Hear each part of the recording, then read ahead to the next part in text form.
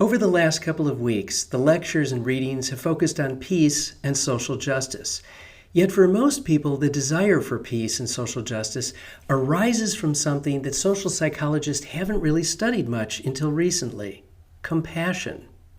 In English, the word compassion comes from Latin and means literally to suffer with. The last part of the word is related in origin to patient, that is, one who suffers. And if there's any doubt about the importance of compassion, all we need to do is imagine living in a world that doesn't have it. It's not a world I'd want to live in. What we need, I think most of us would agree, is more compassion, as well as a better understanding of it. Here, for example, are a few questions we might ask. First, who tends to be most compassionate and why? For example, does compassion increase as people age? Is compassion something that can be taught? And if so, what are the most effective ways to do it? Is compassion different at the individual and group level? How does compassion vary across cultures? How does it vary across generations? And possibly most important of all, what are the factors that increase or decrease compassion? These questions are just beginning to receive serious research attention. For instance, in 2013, a study published in the journal Psychological Science found that after only 2 weeks of compassion training, people showed changes in brain activation in response to images of suffering and distress. And in 2013, the Association for Psychological Science ran a magazine cover story on compassion research, looking at things like the evolutionary role of compassion and physical and psychological health benefits associated with compassionate behavior. An interesting overlap with social psychology is that since 1999, I've ended the introductory social psychology class that I teach at Wesleyan with an assignment called the Day of Compassion, in which I challenge students to live a full 24 hours as compassionately as possible and analyze the experience from a social psychological perspective, answering questions like the following. First, how did you define compassion? If your behavior was different than normal, who do you like more, the Day of Compassion you or the normal you? What are the costs and benefits of behaving compassionately? Do the benefits outweigh the costs? How did others respond to your compassion? First off, did they notice any difference? And if so, what attributions did they make for your behavior? Finally, if you wanted to encourage others to behave as you did during the Day of Compassion, what techniques would you use? Each year that students carry out this assignment, they tell me how interesting it was, both in terms of social psychology and personal insights that they have about themselves. And each year, I'm incredibly impressed at how students rise to the challenge and find creative ways to behave compassionately. Here are just a few acts of compassion that they've taken over the years, and what you can see is tremendous variety. Some of the acts involve people that the students know, and others involve people they'll never meet. Some focus on humans, whereas others benefit animals and the environment. And as you might notice, some involve direct applications of social psychology, which is always great to see. So in thinking about this online course, 2 things occurred to me. First, it would be great to have a Day of Compassion involving thousands of students from around the world. And second, there should be a Day of Compassion award for the most amazing and wonderful work that students submit. So just to remind you of something I mentioned earlier in the course, this class will have a Day of Compassion award, and the grand prize winner will be flown on an expense-paid trip to personally meet anthropologist Jane Goodall, the face of compassion to millions of people around the world, and of course to the chimpanzees she's working so hard to protect. This particular chimpanzee, named Wunda, is a great example. Wunda was close to death, but the Jane Goodall Institute was able to nurse her back to health and release her into the wild. Here's a remarkable 3-minute video that shows the sort of compassion that Jane Goodall has become famous for. Her name is Wunda, that it means close to die. Wunda. Wunda. She had a very serious illness. She was really bad. And now we are going to give her paradise. On the island. On the island, yeah.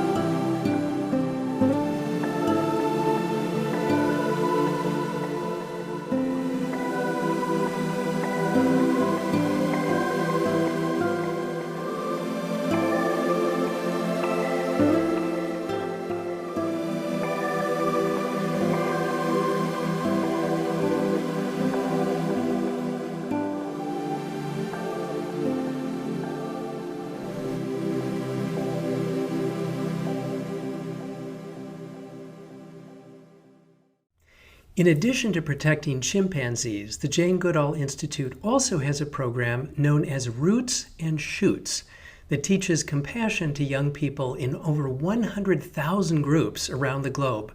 Again, let me share a brief video with you describing the program, and then I'll explain what it has to do with the Day of Compassion.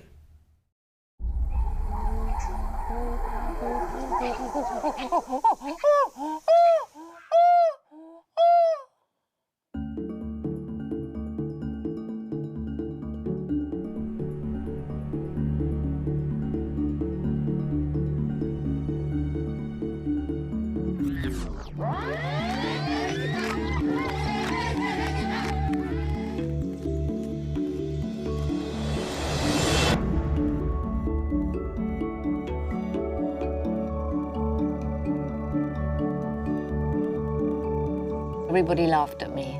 You'll never do that. Africa's far away, you don't have any money, and you're a girl.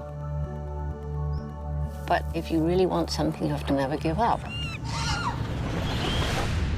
It was what I'd always dreamed of.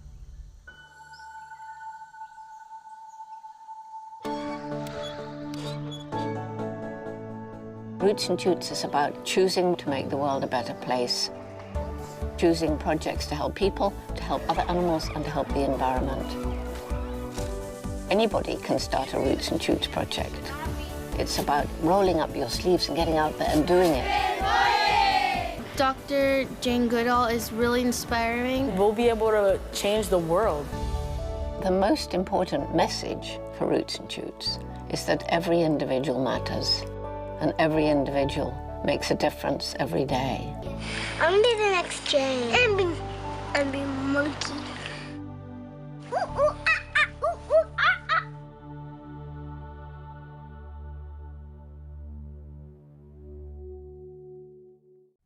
Now, what does this program have to do with the Day of Compassion?